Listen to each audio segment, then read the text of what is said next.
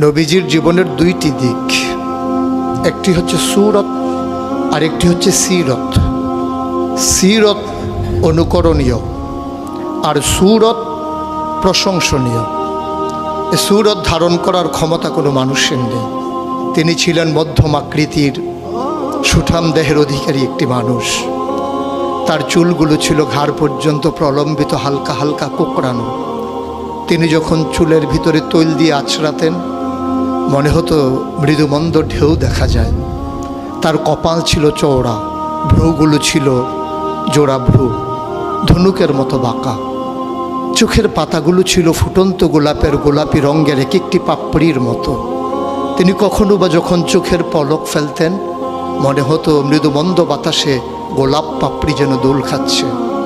তার চোখের সাদা অংশ ছিল রক্তিমাভ সাদা, কালো অংশ ছিল কৃষ্ণ কালো। তার নাকটা ছিল খাড়া, নাকের ছিদ্রগুলো ছিল ছোট ছোট। নাকের নিচে ছিল সরু চিকন গোঁফ, গোঁফের নিচেই সেই গোলাপি রঙের ঠোঁট। তার ঠোঁটগুলো যখন কখনো বা মুচকে হাসত, গোটা পৃথিবীর মানুষ অবাক বিস্ময়ে দেখত গোটা পৃথিবীতে যেন বিজলি চমকিয়েছে। তিনি কখনো বা যখন এই রাস্তা দিয়ে হেঁটে যেতেন, 1 মাস পরেও কখনো যখন সাহাবা হাঁটতেন তার গায়ের জান্নাতি গন্ধ তারা পেতেন।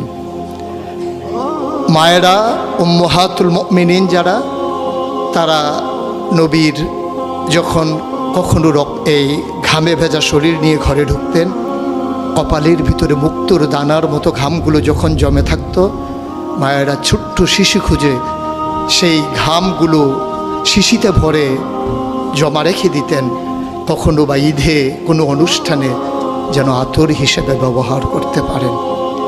এই সুরত ধারণ করা কোনো মানুষের সাধ্যর বাইরে।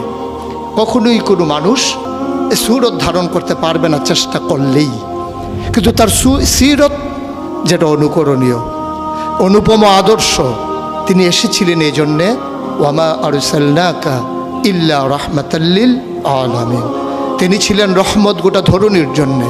যেমন করে আল্লাহ বলেছেন, ফাবিমা রাহমাতিন মিনাল্লাহি লিনতা লাহুম ওয়ালাউ কুনতা ফাজ্জান গালিজাল কলব লানফাদ্দু মিন হাওলিক ফাআফু আনহুম ওয়াস্তাগফির লাহুম ওয়াশাওিরহুম ফিল আমর ফাইজা আযামতা ফাতাওয়াক্কাল আলাল্লাহ ইন্নাল্লাহা ইউহিব্বুল মুতাওয়াক্কিলিন।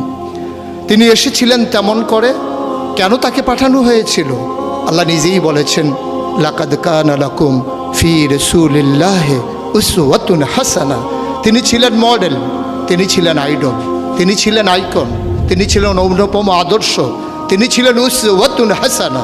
তিনি গোটা মানব জাতির জন্যে সকাল থেকে সন্ধ্যা, রান্নাঘর থেকে সংসদ ভবন, তার জীবনের ব্যক্তি জীবন, পারিবারিক জীবন, সমাজ জীবন, রাষ্ট্রীয় জীবন, অর্থনৈতিক জীবন, ইন্টারন্যাশনাল রিলেশন, সকল ক্ষেত্রে তিনি ছিলেন আদর্শ, তিনি ছিলেন মডেল, তিনি ছিলেন আইকন।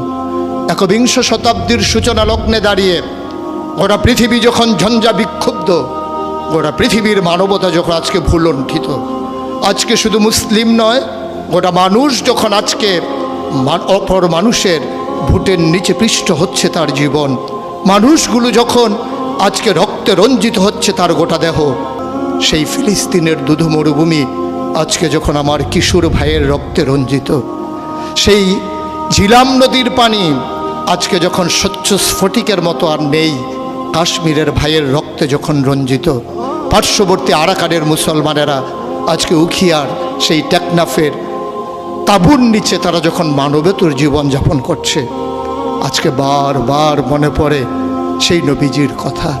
তিনি যদি আজকে আসতেন কোনো একটা ভূখণ্ডে, আমরা যদি দৌড়ে দৌড়ে তার কাছে যেতে পারতাম, গোটা মানবতা যদি বলতে পারতাম মুক্তি চাই, স্বাধীনতা চাই, ভোটের নিচ থেকে জীবন চাই, তিনি হয়তো আঁকড়ে ধরে বলতেন এখানেই শান্তি, চলে এসো উদখুলু ফিস সিলমি কাফা, তাহলেই তোমাদের জন্য প্রশান্তি, তাহলেই তোমাদের জন্য মৃত্যুর, স্বাভাবিক মৃত্যুর গ্যারান্টি। কখনোই আর ঝঞ্ঝা বিক্ষুব্ধ পৃথিবীতে তোমাদেরকে বুক পেতে দিতে হবে না বুলেটের সামনে।